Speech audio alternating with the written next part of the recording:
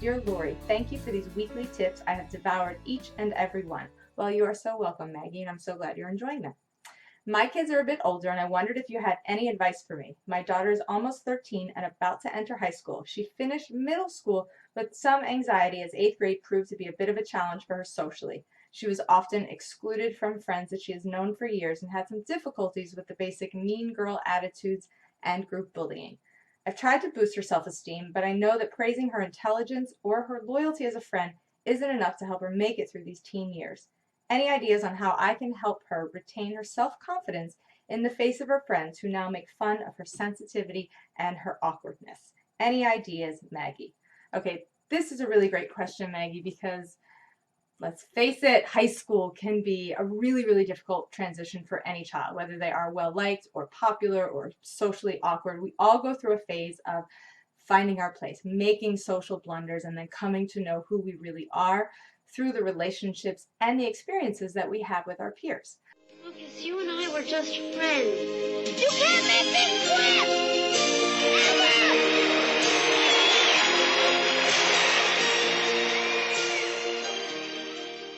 So I think that we share a goal, the same goal of empowering our kids to know when relationships are beneficial and supportive and should be sustained, or when those relationships have become detrimental and should be severed. You're a witch! Socially, boys can tend towards more aggressive taunting, that kind of behavior, being less tolerant of each other, and girls can take on a few different roles. Some girls are really nurturing and they take on these mother figure roles, caring for the flock of girls in their group, or some girls can be the mean girls where they meet their needs for recognition or acceptance by controlling or forcing the opinions or actions of the other girls in their social group. I know for myself, growing up with undiagnosed Asperger's, that friendships were the absolute one of the hardest things for me to develop and maintain. And today, I'm going to share with you some tips that I wish that my parents had known when I was young and having trouble with all those kids at school. All right, the first thing that I want you to do is empathize, but don't minimize. Show empathy for your child's situation without unintentionally minimizing her experience. For example, when our kids are hurt by another peer, we may be really tempted to defend and protect them by minimizing the hurtful actions or judging the other child. You know, we might say, oh, what do they know? They're just jealous, or it's not that big of a deal. Or can't you just let it go? You just have to find some new friends. Or I wish you could try and ignore them. You are so much better than those girls. Okay, we don't mean to dismiss our child's experience, but in our attempt to make her forget or feel better by pointing out the flaws of the other person, we can actually minimize the very real feelings that are welling up in our kid. If we unintentionally minimize the situation by telling our kids how to feel or by trying to downplay the actions of the aggressor, the other kid, the bully, then kids can sort of internalize these feelings of self-doubt. They think, well, if mom says it's no big deal, why do I feel like this? Or they may feel shame, like I shouldn't feel this way, what's wrong with me? Everybody says it's no big deal.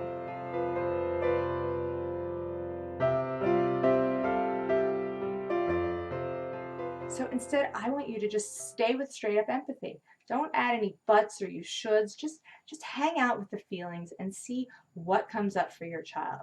Say something like, you know, I imagine it feels unfair to be excluded.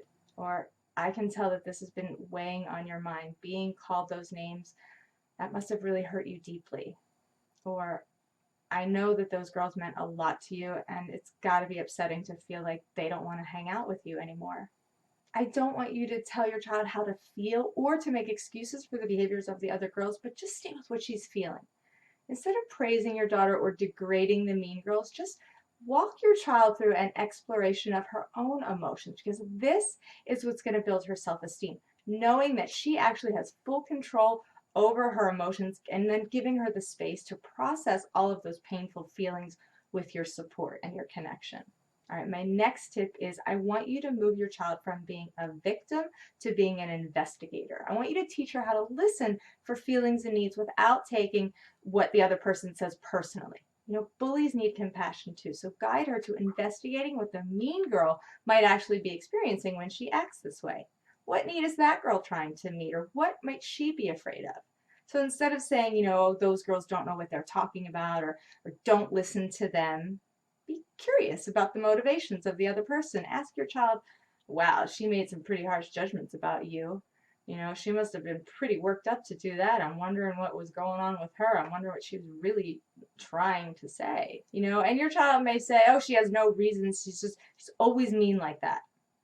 And then you might say, "Well, you know, I know that when I'm hurtful to others, it's because I'm hurting inside or because I'm afraid or stressed out. So what do you think? Do you think she might be afraid of something?" If you don't know, guess. You know, maybe she just wants to be liked, or maybe she's afraid that others aren't going to like her if she is too nice or too much of a pushover. Or I wonder what it's like for her at her house. You know, or I wonder if she feels safe and accepted when she says those things because then everybody laughs at her. Teach your child to look beyond the behaviors of others by listening to what they are actually having trouble expressing. What's underneath?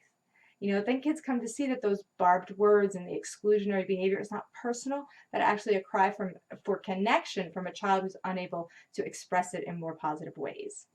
All right, my last tip is to get your child involved in creating her own solutions. You know, the fact is that not all temperaments and personalities are going to get along, right? And it's important that your child have a peer group with whom she feels like she can relate to, whether that means having compatible personalities or shared interests.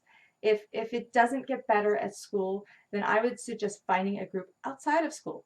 Dance, computers, martial arts, whatever your kid is into, find something so that she can establish those vital peer connections outside of school. You know, inviting another child for a one-on-one get-together can also be another way to cement a new or developing relationship that's outside of the pressures that are sort of inherent in the school setting.